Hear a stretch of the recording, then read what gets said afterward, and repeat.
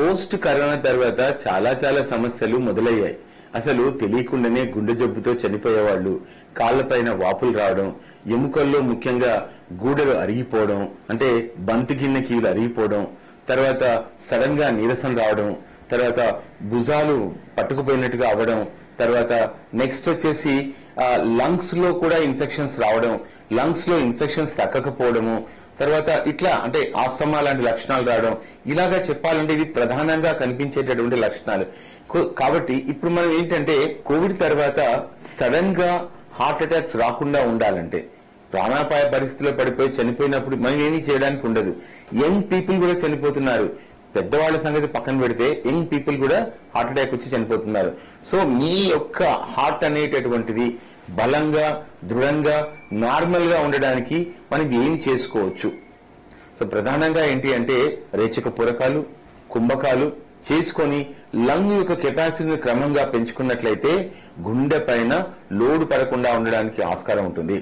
ఇంకా కూడా ఏంటి అంటే మన శరీరంలో వచ్చేటటువంటి అత్యంత సూక్ష్మమైనటువంటి మార్పులను నిరంతరం గమనిస్తూ ఉండాలి. నడకలో ఏదైనా ఇబ్బంది వచ్చిందా, తర్వాత నీరసంగా ఉందా, లేకపోతే మజిల్ వీక్నెస్ ఏమైనా ఉందా, తొందరగా అలసిపోతున్నారా, ఇట్లాంటి లక్షణాలు ఏమైనా కనిపించినట్లయితే వెంటనే ఆయుర్వేద వైద్యుని సంప్రదించడం మంచిది. ఎందుకంటే ఇట్లాంటి విషయంలో అలోపతి డాక్టర్ ఏమీ చేయలేదు. సో మనం ఏంటంటే రేచక పూరకాలు చేసుకుంటూ, కుంభకాలు చేసుకుంటూ లంగ్ యొక్క కెపాసిటీని పెట్టుకుని పెంచుకుంటూ గుండె పైన లోడ్ పడకుండా చూడడానికి ఆయుర్వేదంలో అత్యంత అద్భుతమైనటువంటి ఔషధాలు ఉన్నాయి.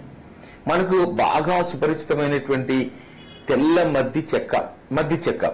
సో ఈ మద్ది చెక్క చాలా ప్రాంతాల్లో మనకు అవైలబుల్ ఉంటుంది. ముఖ్యంగా ఎక్కడైనా కాలువల ప్రాంతాల్లో ఇసుక నీళ్లలో పెద్ద మాన్లు అవుతాయి అన్నట్లు తెల్ల మద్ది.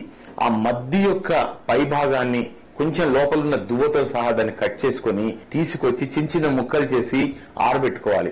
ఆరబెట్టుకుని చక్కగా పౌడర్ చేసుకుని మనం ఒక గాజు సీసాలో భద్రపరచుకోవాలి. వారానికి 2 డోసులు. మనం రోజు నిత్యం 40 రోజులు తీసుకోవాల్సిన అవసరం లేదు.